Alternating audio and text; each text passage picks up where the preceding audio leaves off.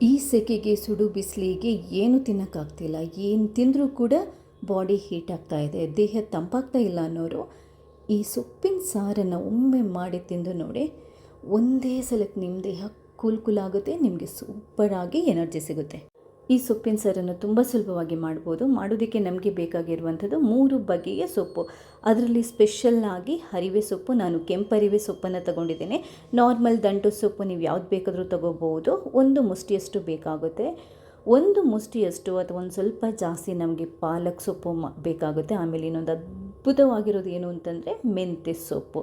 ಎಲ್ಲದನ್ನು ತಗೊಂಬಂದು ಕ್ಲೀನಾಗಿ ಆರಿಸಿ ತೊಳೆದು ಅದಾದ ನಂತರ ಕಟ್ ಮಾಡ್ಕೊಳ್ಳಿ.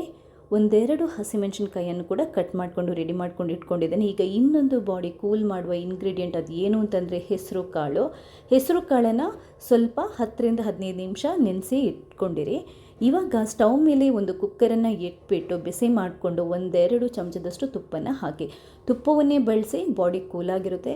ಸ್ವಲ್ಪ ಅದಕ್ಕೆ ಒಗ್ಗರಣೆಗೆ ಒಂದು ಸ್ವಲ್ಪ ಸಾಸಿವೆ, ಒಂದು ಸ್ವಲ್ಪ ಕರಿಬೇವು, 1-2 ಎಸಳು ಬೆಳ್ಳುಳ್ಳಿ ಹಾಕಿ, ಒಂದು ಮೆಣಸು ಹಾಕಿ ಚೆನ್ನಾಗಿ ಒಗ್ಗರಣೆ ಕೊಡಿ. ಯಾವ ಇಂಗ್ರೀಡಿಯೆಂಟ್ಸ್ ಕೂಡ ಜಾಸ್ತಿ ಬಳಸಬೇಡಿ. ಒಂದು ಅರ್ಧ ಈರುಳ್ಳಿನ ಕಟ್ ಮಾಡ್ಕೊಂಡು ಹಾಕ್ಕೊಳ್ಳಿ. ಯಾಕಂತಂದರೆ ಮಸಾಲೆ ಇಂಗ್ರೀಡಿಯೆಂಟ್ಸನ್ನು ಸೆಕೆ ಟೈಮಲ್ಲಿ ನಾವು ಜಾಸ್ತಿ ಬಳಸಬಾರ್ದು, ದೇಹ ಹೀಟ್ ಆಗುತ್ತೆ. ಸೊ ಎಲ್ಲ ಮಸಾಲೆ ಪದಾರ್ಥಗಳನ್ನು ಸ್ವಲ್ಪನೇ ಹಾಕ್ಕೊಳ್ಳಿ. ಇವಾಗ 1-2 ಟೊಮೆಟೊನ ಕಟ್ ಮಾಡ್ಕೊಂಡು ಹಾಕ್ಕೊಳ್ಳಿ. ಈರುಳ್ಳಿ ಫ್ರೈ ಆದ ನಂತರ ಚೆನ್ನಾಗಿ ಒಗ್ಗರಣೆಯಲ್ಲಿ ಟೊಮೆಟೊ ಒಂದು ಸ್ವಲ್ಪ ಮೆತ್ತಗಾಗಬೇಕು. ಮೆತ್ತಗಾದ ನಂತರ ಒಂದು ಸ್ವಲ್ಪ ಹುಣಸೆ ಹಣ್ಣಿನ ರಸನ ಹಾಕ್ಕೊಳ್ಳಿ. ಹುಣಸೆ ಹಣ್ಣಿನ ರಸ ಕೂಡ ತುಂಬ ಜಾಸ್ತಿ ಬೇಡ, ಸ್ವಲ್ಪ ಸಾಕು.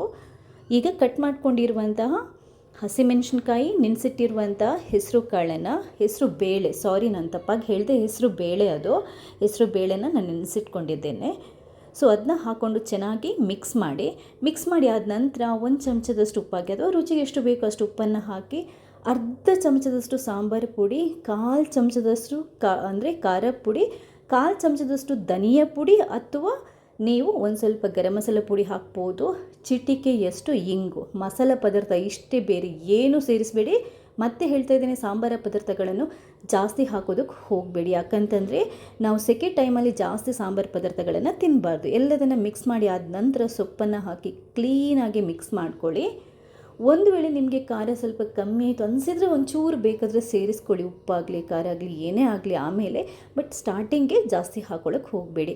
ಸೊಪ್ಪೊಂದು ಸ್ವಲ್ಪ ಬಾಡಿದ ನಂತರ, ಅಂದರೆ ಮಿಕ್ಸ್ ಮಾಡ್ತಾ ಇರಬೇಕು. ನೀರೆಷ್ಟು ಬೇಕಷ್ಟು ಹಾಕ್ಕೊಳ್ಳಿ, ಜಾಸ್ತಿ ಬೇಡ. ಸೊಪ್ಪೆಲ್ಲ ಒಂಚೂರು ಮುಳುಗುವಷ್ಟು, ಅಂದರೆ ಸೊಪ್ಪನ್ನು ಫಸ್ಟ್ ನಾವು ಬಾಡಿಸಬೇಕು. ಅದಾದ ನಂತರ ಒಂಚೂರು ನೀರನ್ನು ಹಾಕ್ಕೊಂಡು ಕುಕ್ಕರ್ನ ವಿಷಲನ್ನು ಮುಚ್ಚಿಟ್ಬಿಟ್ಟು ಒಂದು 6-8 ವಿಷಲ್ ಹಾಕಿಸ್ತಾ ಇದ್ದೇನೆ. ಯಾಕಂತಂದರೆ ಬೇಳೆ ಸೊಪ್ಪೆಲ್ಲ ತುಂಬ ಚೆನ್ನಾಗಿ ಸ್ಮ್ಯಾಶ್ ಆಗಬೇಕು. ಅದಕ್ಕೋಸ್ಕರ ನಿಮ್ಮ ಕುಕ್ಕರಲ್ಲಿ ಯಾವ ಅಂದಾಜು ನಿಮ್ಗೆ ಗೊತ್ತಿರುತ್ತಲ್ಲ ಅಷ್ಟು ವಿಷಲ್ ಹಾಕಿಸ್ಕೊಳ್ಳಿ. ಅದಾದ ನಂತರ ಪ್ರೆಷರ್ ಹೋದ ನಂತರ ಓಪನ್ ಮಾಡಿ ಚೆನ್ನಾಗಿದ್ದನ್ನ ಸ್ಮ್ಯಾಶ್ ಮಾಡ್ಕೊಳ್ಳಿ. ಕ್ಲೀನಾಗಿ ಸ್ಮ್ಯಾಶ್ ಮಾಡ್ಕೊಂಡಾದ ನಂತರ ಅಂದಾಜು ನೋಡಿ, ತೆಳ್ಳಗಿದೆಯಾ ದಪ್ಪಗಿದ್ರೆ ಸ್ವಲ್ಪ ನೀರು ಹಾಕಿ ಉಪ್ಪು ಹಾಕಿ ಆಮೇಲೆ ಕುದಿಸ್ಬೋದು. ಇಲ್ಲದಿದ್ದರೆ ಅದೇ ಪರ್ಫೆಕ್ಟಾಗಿ ಕನ್ಸಿಸ್ಟೆನ್ಸಿ ಬಂದಿರುತ್ತೆ.